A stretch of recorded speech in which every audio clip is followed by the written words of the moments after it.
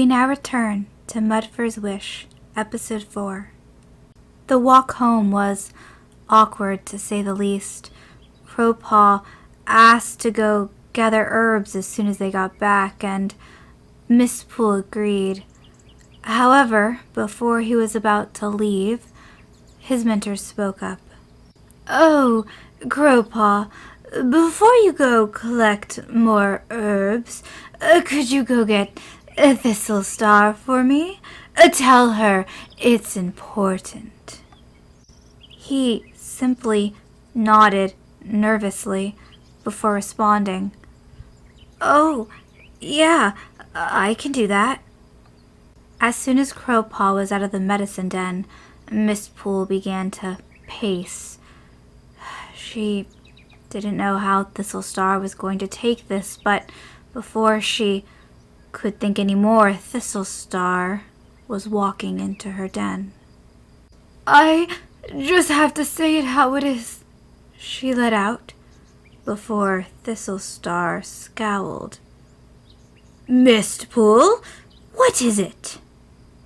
"Oh, Littlesprout," she bowed her head a bit. "I have some grave news."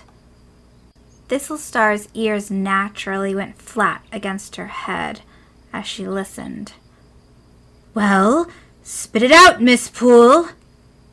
The blind medicine cat took a couple of deep breaths. "Mudfur is alive."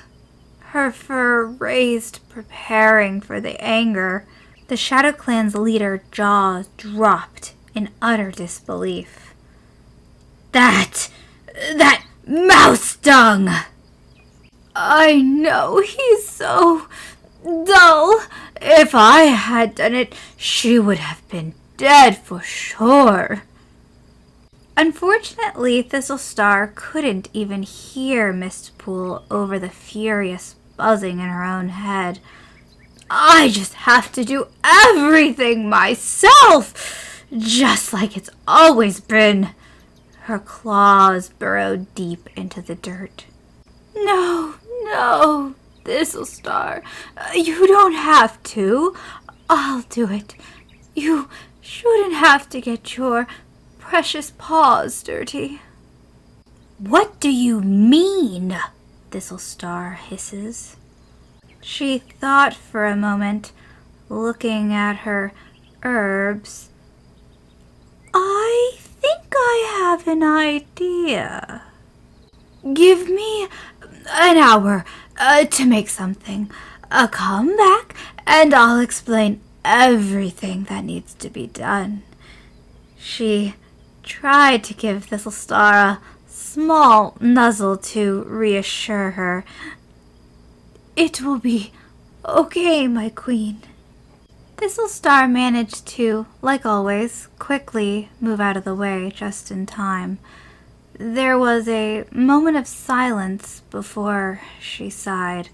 "This plan of yours better be a good one." Mistpool flinched at the movement and looked down sadly. "Of course it will be." But Littlesprout had already left the medicine den. We now return back to Mudfur, who has slowly been regaining bits and pieces of her memory. "Wait a moment. Falcon hunt," she says, a distant look in her widening eyes. "He tried to kill me." Fairy's eyes immediately widened as well, in concern. Gale let out a small, "Oh no, are you okay?" Flick let out a huff. "I told you guys she would just run back to the clans and forget about us." I have to warn Littlesprout. If he tried to kill me, she may be in trouble." Her eyes wider than ever, a panicked look seeping through. Fairy stood up. "Mud, wait." If he's out to get you, you know, it wouldn't be safe for you to return. But what if she's in trouble?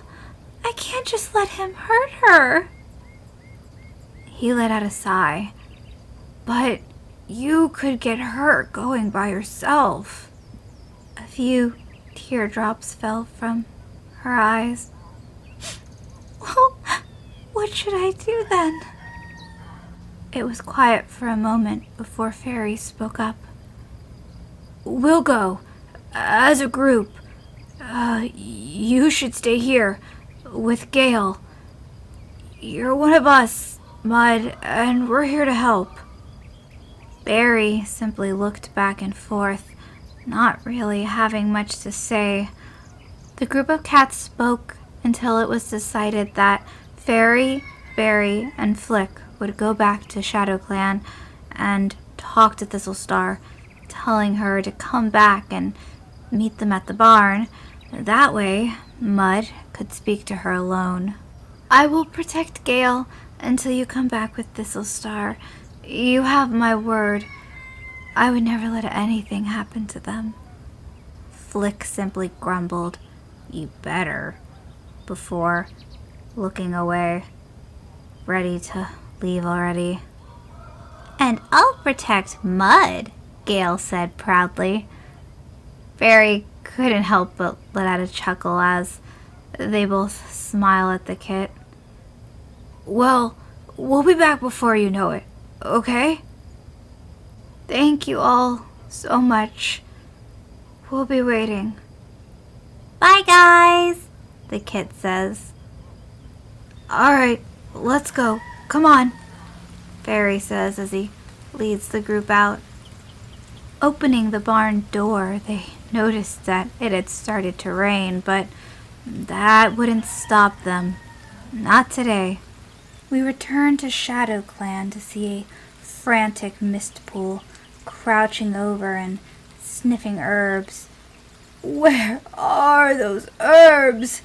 I can never find them when I need them.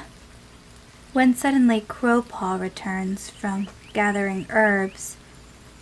I couldn't find a ton, but I did find some.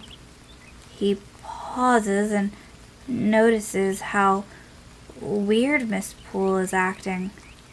What's going on? Oh, Crowpaw, it's nothing to worry about. She rushes to look around again. Just come help me. With what? He replies. Just do what you're told, she says in a frantic and harsh tone. Crowpaw opens his mouth to speak, but stops and begins to look around. Grab that frog off the shelf, she orders, and he quickly does as he's told. Carefully, he picks up a slimy, wiggly frog, bringing it over to Mistpool, looking very confused at what she was going to do with it. Satisfied with the frog, she turns and mumbles, Berries! Where did I put those berries? Crowpaw tries his best to hold on to the frog as it slips out of his mouth every once in a while, picking it up again. What is this even for? He mutters. Oh, there they are, she finally says, relieved, and bringing the berries over to Crowpaw and the frog. Just as Thistlestar barges into the den, fully fluffed up and furious.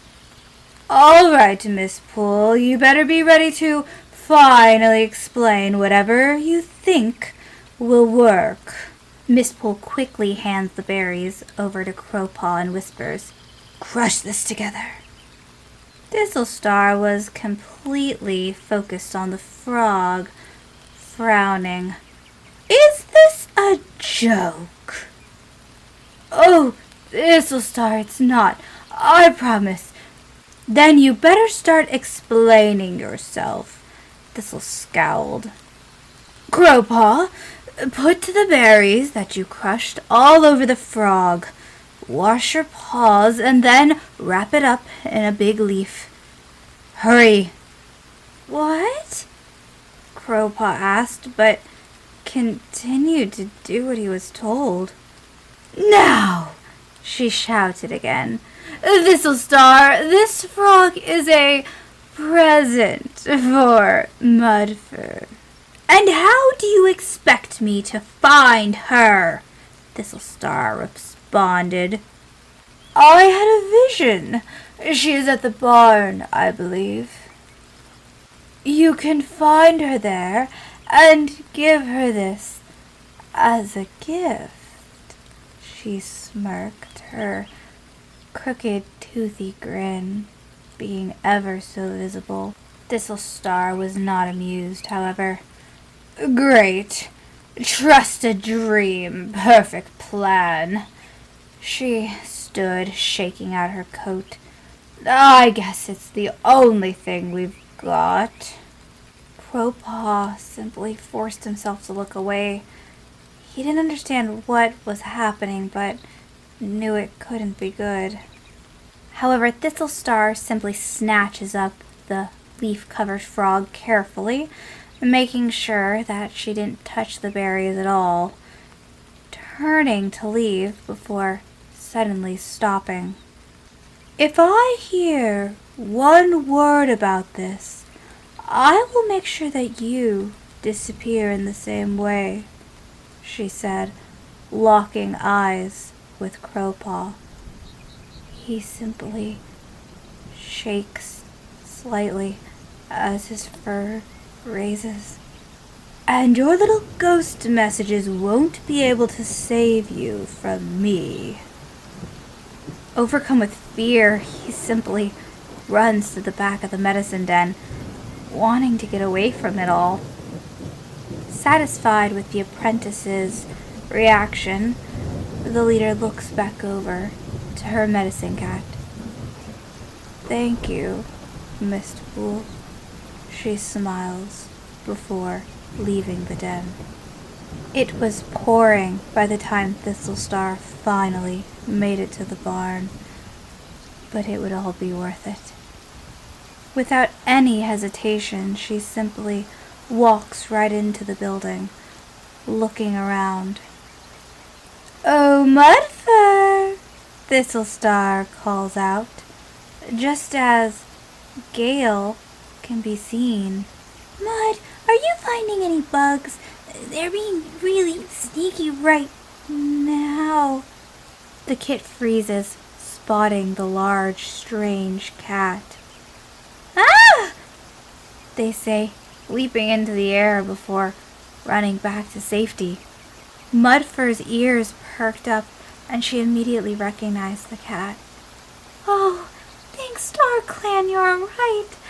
She rushes over to greet her leader. What? Gale questions, peeking their head out from the debris, slowly inching closer. Littlestar put on her best fake smile. Yes, I am perfectly fine, my dear. The rain only crashes down harder as Gale slowly crawls behind Mudfur. I'm so glad they went to find you. It's all right, Gale. This is Littlestar. Hello, the kid says shyly, now hiding in between Mudfur's legs.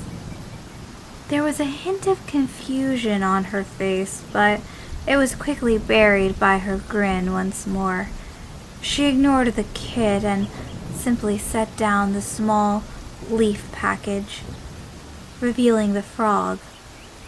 I've brought a meal from home in case you were out here starving. You'll never believe what happened after you sent me off with Falcon Hunt and the patrol. She stopped, looking down at the frog. Oh, that is so kind of you. Gale slowly moves over closer to the frog to sniff it. Oh, food. Yes, it was kind of me. Littlestar rumbles a purr, but tries to nudge the frog more in Mudfur's direction. I don't know. It smells kind of funny, Gale says as his nose wrinkles up. Mudfur lets out a soft laugh. It's just a frog. They're really good. See? She crouches down to take a bite. Well, I'm glad you don't like it then, because it's not meant for you, she mumbled to the kit before looking wide-eyed back at Mudfur, who seemed to be having more difficulty chewing. It's difficult, but Mudfur swallows as her happy expression turns to a blank one. I don't feel so good, she lets out before her body goes limp and she hits the ground. Mud? Gale screeches, running over and pressing his small face into her fur. Littlestar couldn't help but smirk as Mudfur's body fell. Then she glanced over towards Gale. I suggest you start running. Gale, however, wanted to be brave. What did you do to her? He huffed. The leader, however, simply unsheathed her claws, taking a step forward. This sent the kit running as she let out a soft chuckle, which turned into a deep laughter as the scene fades to white.